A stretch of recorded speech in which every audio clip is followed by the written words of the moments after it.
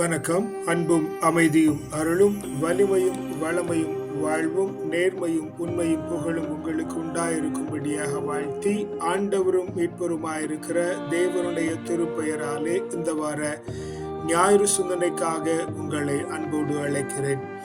இந்த வார வாசகங்கள் ஊடாக நாம் தூய ஆவியை பெறுவது எப்படி என்கிற காரியத்தை பார்க்கிறோம். ஏனெனில் நாம் இந்த வாரம் தூய ஆவியாரின் பெருவிழாவை கொண்டாடுகிறோம். முதல் வாசகத்தின் வழியாக நாம் சொந்த மொழியில் பேசுகிறதை கேட்கிறவர்களாய் இருக்கிறோம் என்கிறதனையும், திருப்பாடல் வழியாக புதுப்பிக்கும் ஆவி உடையவர்களாய் இருக்கிறதினாலே தூய ஆவியை பெறுகிறோம் என்கிறதனையும், இரண்டாம் வாசகத்தின் வழியாக திருச்சட்டத்திற்கு இடமில்லாதவர்களாய் நாம் இருக்கிறோம் என்கிறதனையும், நற்செய்தி வாசகத்தின் வழியாக உண்மைக்கு வழிகாட்டியாய் இருக்கிறதன் மூலமாக நாம் தூய ஆவியை பெற்றுக் கொள்ளுகிறோம் என்கிற காரியத்தை நாம் இந்த வார வாசகங்கள் மூலமாக கற்றுக்கொள்ளுகிறோம். முதல் வாசகம் நமக்கு திருத்தூதர் பணியிலிருந்து தரப்பட்டிருக்கிறது. இந்த பகுதியிலே மேல் வீட்டு அறையில் அப்போஸ்தலர்களும் மரியன்னையும் தூய ஆவியை தீநாக்கு வடிவிலே பெற்றுக்கொண்ட சம்பவத்தை பார்க்கிறோம். இந்த பகுதியிலே நாம் பேசுகிற பொழுது அவர்களுக்கு வானிலிருந்து இரைச்சல் உண்டாகி, பெரு சத்தம் உண்டாகி, பெருங்காற்று வீசி அவர்கள் மீது தீநாக்கு வடிவிலே தூய ஆவியானவர் இறங்கி வந்தார் என்கிற காரியத்தை நாம் வாசிக்க கேட்கிறோம். அப்படி நாம் வாசிக்கிற பொழுது நாம் இங்கே பார்க்கிற மிக முக்கியமான காரியம், அவர்கள் அயல் மொழிகளில் பேசினார்கள், வேறு வேறு மொழிகளில் பேசுகிறார்கள். அவர்கள் வேறு வேறு மொழிகளில் பேசின பொழுது வேறு வேறு மொழியை தாய்மொழியாக கொண்டிருக்கிறவர்கள் தம்முடைய சொந்த மொழியில் விளங்கி கொண்டார்கள் என்கிற காரியத்தை பார்க்கிறோம். ஆக நாம் முக்கியமாக பெற்றுக்கொள்ள வேண்டிய காரியம் என்னவென்று சொன்னால், தூய ஆவியை நாம் பெற வேண்டும் என்று சொன்னால் அது மேலிருந்து அருளப்பட வேண்டும், மனிதர் இடத்தில் இருந்து அல்ல. அது வானத்தில் இருந்து உண்டாகி பெருத்த இறைச்சலோடு நம்முடைய மத்தியிலே தீ நாக்கு வடிவிலே காணப்படுகிறதாய், அக்கினி உடையவர்களாய், பரவசம் உடையவர்களாய், அவர்கள் மேலிருந்து இறங்கி வந்தவர்களாய் காணப்படுவார்கள். அவர்களுடைய மொழி யாருக்கும் விளங்காததாய் இருக்கும். வேறு வேறு மொழிகளை அவர்கள் பேசுவார்கள். ஆனால் வேறு வேறு மொழிகளை அவர்கள் பேசுகிற பொழுது அதை கேட்கிறவர்கள் தங்கள் சொந்த மொழியிலே புரிந்து கொள்கிறார்கள். ஏனெனில் இது ஆண்டவர் வழங்குகிற ஆவி, அது ஆண்டவருடைய மொழி. ஆண்டவரே அனைத்து மொழிகளையும் உண்டாக்கினதினாலே, அனைத்து மொழிகளையும் அவர் கடந்திருக்கிறதினாலே, அவர் உணர்வின் அடிப்படையிலே பேசுகிறதினாலே, அந்த ஆவியானவருடைய மொழி சகலரும் அவரவருடைய தாய் மொழியில் அறிந்து கொள்ளுகிறதாய், தங்களுடைய உணர்விலே அதை புரிந்து கொள்ளுகிற மொழியாக இருக்கும். அந்த மொழியை பேசுகிறவர்களாய் நாம் மாறுகிற பொழுது நாம் தூய ஆவியை பெற்றுக் கொள்ளுகிறோம். தூய ஆவியை நாம் பெற்றுக்கொள்ள வேண்டும் என்று சொன்னால் அது மேலிருந்து நமக்கு அருளப்பட வேண்டும். மேலிருந்து அருளப்படுகிறது இந்த உலகத்தின் மனுஷர்களுக்கு புரியாததாய் இருக்கும். ஆனால் ஆவியில் இருக்கிறவர்களுக்கு, இறை பற்று உடையவர்களாய் இருக்கிறவர்களுக்கு மாத்திரமே அது விளங்கும். ஆக சாதாரண மனிதனுக்கு அது விளங்க வேண்டும் என்கிற அவசியம் இல்லை. ஆண்டவரை தேடுகிறவனுக்கு, ஆண்டவருடைய ஆவியில் இருக்கிறவனுக்கு, ஆண்டவரிடத்திலே நுணுக்கமாய் காணப்படுகிறவனுக்கு அவருடைய ஆவி அருளப்படும், அவருடைய மொழி விளங்கும் என்கிற காரியத்தை நாம் முதல் வாசகத்தின் வழியாக கற்றுக்கொள்கிறோம். திருப்பாடல் வழியாக நாம் கற்றுக்கொள்கிறது ஆண்டவருடைய ஆவி புதுப்பிக்கிறதா இருக்கிறது என்கிற காரியத்தை பார்க்கிறோம். ஆண்டவருடைய ஆவி இந்த மண்ணுலகை புதுப்பிக்கிறது, பூவுலகை அதுவே படைத்தது. இந்த வாசகத்திலே நாம் பார்க்கிற காரியம், அவருடைய மூச்சே நமக்கு வாழ்வளிக்கிறது. இந்த இயற்கை முழுவதும் இருக்கிறது, இந்த படைப்பு முழுவதும் இருக்கிறது ஆண்டவருடைய ஆவி என்று எவன் அறிந்து கொள்ளுகிறானோ அவனிடத்திலே தூய ஆவியாருடைய செயல்பாடு விளங்கும். ஏனெனில் ஆண்டவரே தொடக்கமும் முடிவுமாயிருந்து, தொடக்கமும் இல்லாதவராயிருந்து, சகலத்தையும் உண்டாக்கி அவைகளிலே தன்னுடைய ஆவியை அவர் விட்டு வைத்திருக்கிறதினாலே அந்த ஆவியை உணர்கிறவன், இந்த படைப்பை புதுப்பிக்கிறது ஆண்டவருடைய ஆவி, என்னை உண்டாக்கினது ஆண்டவருடைய ஆவி, என்னை வழிநடத்துகிறது ஆண்டவருடைய ஆவி என்று எவன் முழுமையாக விசுவாசிக்கிறானோ, ஆண்டவருடைய மூச்சு அனைவருக்கும் வாழ்வளிக்கிறது என்று எவன் விசுவசிக்கிறானோ அவனிடத்திலே ஆண்டவருடைய ஆவி காணப்படும், தூய ஆவி காணப்படும். அவன் ஆண்டவரில் மகிழ்கிறான், அவன் இயற்கையில் மகிழ்கிறான்.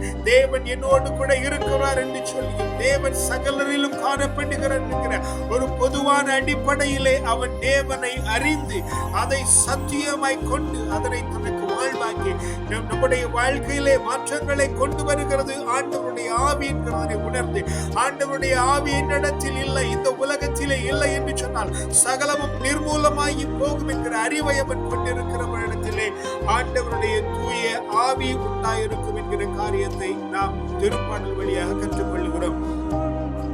இரண்டாவது வாசகத்தின் வழியாக பவுல் கலாத்திய சபைக்கு எழுதுகிற பொழுது மிக தெளிவாக எழுதுகிறார். அவர்கள் தூய ஆவியை கொண்டிருக்கிற பொழுது தூய ஆவியின் இயல்பை கொண்டிருப்பார்கள் என்கிற காரியத்தை நாம் பார்க்கிறோம். தூய ஆவியினால் அவர்கள் வழிநடத்தப்படுகிறதினாலே, அவர்கள் தூய ஆவியை உடையவர்களாய் இருக்கிறதினாலே அவர்கள் திருச்சட்டத்திற்கு அப்பாற்பட்டவர்களாய் இருக்கிறார்கள்.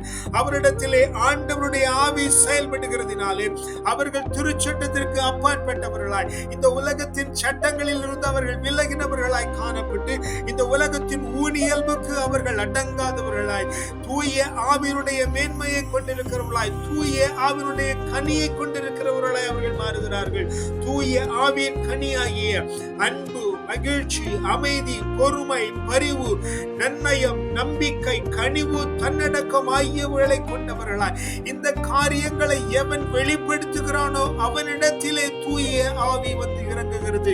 ஆக தூய ஆவியை நாம் கொண்டிருக்க வேண்டும் என்று சொன்னால் அவருடைய கனிகளை நாம் கொண்டிருக்க வேண்டும். அவருடைய கனிகளை நாம் கொண்டிருக்க வேண்டும் என்று சொன்னால் ஊனியல்பின் காரியங்கள் நம்மிடமிருந்து அற்றுப்போய் இருக்க வேண்டும். அங்கே இரண்டாவது வாசகத்திலே பவுல் மிக தெளிவாக ஊனியல்பின் காரியங்கள் என்னவென்று அங்கே தெளிவாக சொல்லி இருக்கிறார். அந்த காரியங்களை நாம் விலக்கி ஆவியின் இயல்பை கொண்டவர்களாய் திருச்சட்டத்திற்கு அப்பாற்பட்டவர்களாய் நாம் மாறி போகிறோம். எவனிடத்திலே தூய ஆவியின் கனி உண்டாயிருக்கிறதோ அவன் திருச்சட்டத்திற்கு புறம்பாகிறவன் தூய ஆவியின் இயல்பை கொண்டிருக்கிறான். தூய ஆவியின் இயல்பை கொண்டிருக்கிறவன் தூய ஆவியை பெற தகுதி உடையவனாய் இருக்கிறான் என்கிற காரியத்தை நாம் இந்த வார இரண்டாவது வாசகத்தின் வழியாக உணர்ந்து கொள்ளுகிறோம். நற்செய்தி வாசகத்தின் ஊடாக நாம் கற்றுக்கொள்ளுகிற காரியம், உண்மைக்கு வழிகாட்டியாய் இருக்கிறோம், உண்மைக்கு சான்று பகிர்கிறோம். தூய ஆவியை கொண்டிருக்கிறவன் தந்தையிடமிருந்து அந்த ஆவியை பெற்றிருக்கிறான். தந்தையிடத்திலிருந்து வருகிறது உண்மையின் ஆவியாய் இருக்கிறதினாலே அவன் தந்தையிடமிருந்து வருகிறதை பெற்றுக்கொண்டு அவன் உண்மைக்கு சான்றாக இருக்கிறான். உண்மைக்கு சான்றாக இருக்கிறான் என்று சொன்னால் அவன் சத்தியத்தின் பாதையில் நடக்கிறான். தனக்கு எது சத்தியம் என்று விளங்க பண்ணப்பட்டதோ, சத்தியம் எது என்று அவன் விளங்கி கொண்டிருக்கிறானோ அந்த சத்தியத்திலே மிகவும் நேர்மையாக நடக்கிறான். அவன் நேர்மையாக நடக்கிறதுனாலே அவன் உன்னைக்கு சான்று பகிர்கிறவனாய் இருக்கிறான். அப்படி சான்று பகிர்கிறவனாய் இருக்கிறவன் தூய ஆவியார் அலுவலத்தை கேட்டு தூய ஆவியார் தருகிறதை உணர்ந்து அதை ஜனங்களுக்கு வெளிப்படுத்துகிறவனாக இருக்கிறான். அந்த தூய ஆவியார் அவரிடத்திலே வருகிற பொழுது சகல ஜனங்களையும் அவர் உண்மைக்கு நேராக வழி நடத்துகிறவராய், உண்மைக்கு நேராக ஜனங்களை கூட்டி செல்லுகிறவராய் தூய ஆவியானவரை பெற்றிருக்கிறவன் விளங்குகிறான் என்கிற காரியத்தை இந்த வார வாசகத்திலே நாம் கற்றுக்கொள்ளுகிறோம். மொத்தத்தில் நாம் இந்த வாரத்தில் வாசகத்தில் கற்றுக்கொள்ளுகிறது, தூய ஆவியை நாம் பெற வேண்டும் என்று சொன்னால் நாம் சொந்த மொழியில் பேசுகிறவர்களாக இருக்க வேண்டும். நம்முடைய சொந்த மொழி என்பது ஆண்டவருடைய மொழி. ஆண்டவருடைய மொழியை பேசுகிறவர்களாக நாம் இருக்க வேண்டும். நம்முடைய மொழி ஆண்டவருடைய மொழியாய் இருக்கிற பொழுது அனைவருக்குள்ளும் ஆண்டவர் இருக்கிறதுனாலே அவர்கள் தம்முடைய சொந்த மொழியிலே ஆண்டவருடைய சத்தத்தை கேட்கிறார்கள். அது இந்த உலகத்தின் ஜனங்களுக்கு அந்நிய பாஷையாகவும் தேவனுக்கு உரிய பாஷையாகவும் தேவனுக்கு பிரியமானவர்களுக்கு உகந்த பாஷையாகவும் அது விளங்கும். தூய ஆவியை பெற்றிருக்கிறவர்கள் புதுப்பிக்கிற ஆவியை கொண்டிருக்கிறார்கள். அவர்கள் இந்த உலகத்தில் இருக்கிற அனைத்து படைப்புகளிலும் ஆண்டவருடைய ஆவி இருக்கிறது என்றும், அந்த ஆண்டவருடைய ஆவியை அனைவருக்கும் வாழ்வளிக்கிறது என்கிறதையும், அந்த வாழ்வு அளிக்கிற ஆவியினாலே அவர்கள் மடிந்திருக்கிறார்கள் என்ற சத்தியத்தை உணர்ந்தவர்களாய் அவர்கள் தூய ஆவியை பெறுகிறவர்களாய் பெற்றவர்களாய் இருக்கிறார்கள். இந்த தூய ஆவியை பெற்றவர்களுக்கு திருச்சட்டம் இடமில்லாமல் போகிறது.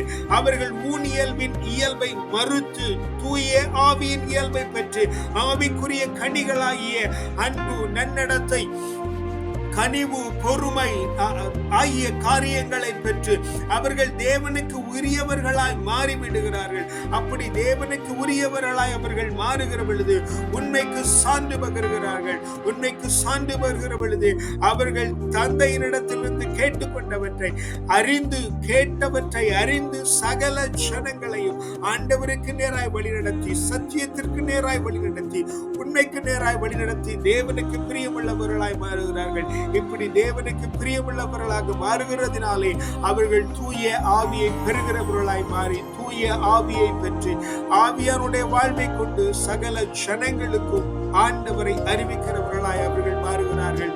அதனாலே நாம் ஆண்டவருடைய ஜனங்களாக அறியப்படுகிறோம். சிலருக்கு ஆண்டவராகவும் அறியப்படுகிறோம்.